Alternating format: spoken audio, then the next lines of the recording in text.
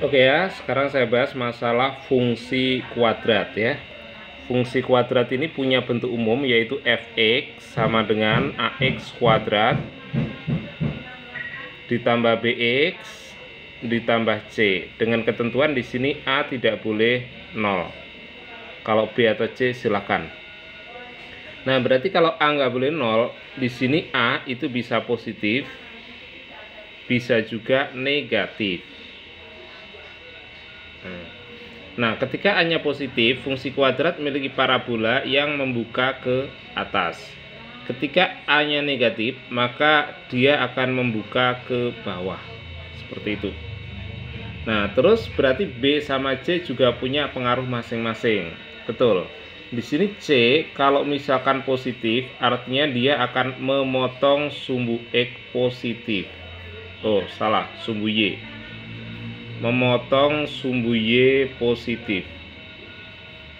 Kalau misalkan C negatif, dia akan memotong sumbu Y negatif. Apa artinya sumbu Y negatif?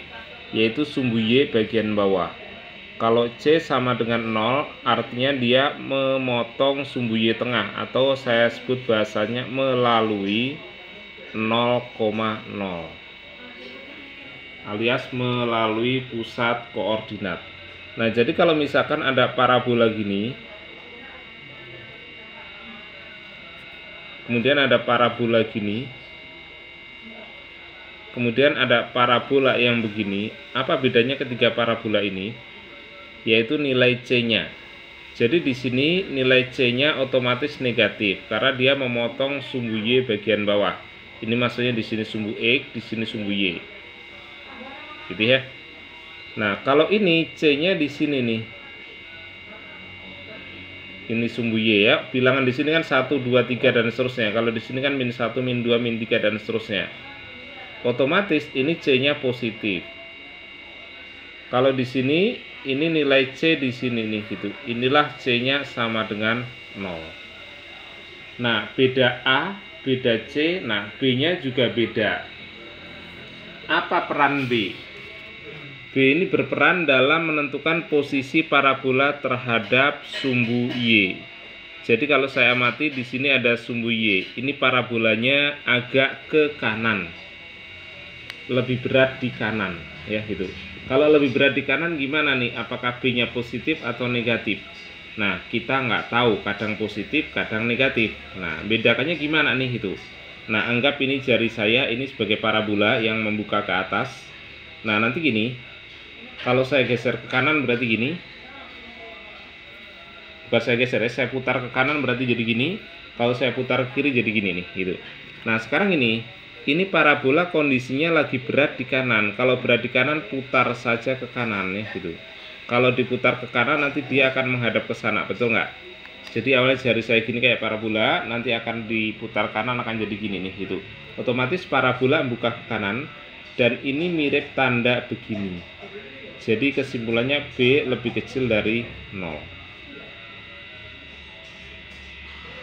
Nah, berarti kalau berat di kanan pasti lebih kecil dari 0. Belum tentu ya. Jadi kalau misalkan ada parabola gini, ini juga sama berat di kanan nih. Ini putar saja ke kanan, sehingga nanti suatu saat justru menghadapnya ke kiri, betul nggak? Ya, jadi dia sudah menghadap ke bawah gini nih. Jadi nanti kalau diputar ke kanan akan jadi gini nih. Tek, dia menghadap ke kiri dan bentuk ini mirip tanda gini. Jadi B-nya lebih dari 0.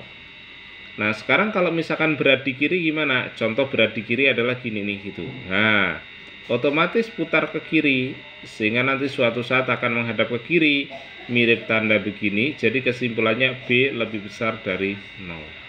Contoh lagi berat di kiri adalah gini. Nah, ini putar saja ke kiri, maka nanti dia akan menghadap ke kanan malahan. Jadi mirip tanda gini, jadi B-nya lebih kecil dari 0. Nah, sekarang ini, kalau misalkan ada parabola, ini sumbu Y. Nah, dia tidak berat di kiri dan tidak berat di kanan. Ini otomatis jangan dipaksa mutar, ini langsung saja nanti B sama dengan 0. Begitu juga kalau misalkan begini, ini sudah seimbang ya gitu, nggak usah dipaksa muter kiri kanan, langsung saja B sama dengan 0. Nah, demikian penjelasan saya tentang parabola pada fungsi kuadrat ya. Mudah-mudahan bermanfaat dan mudah untuk mengerjakan soal-soal fungsi kuadrat. Saya Om Son undur diri.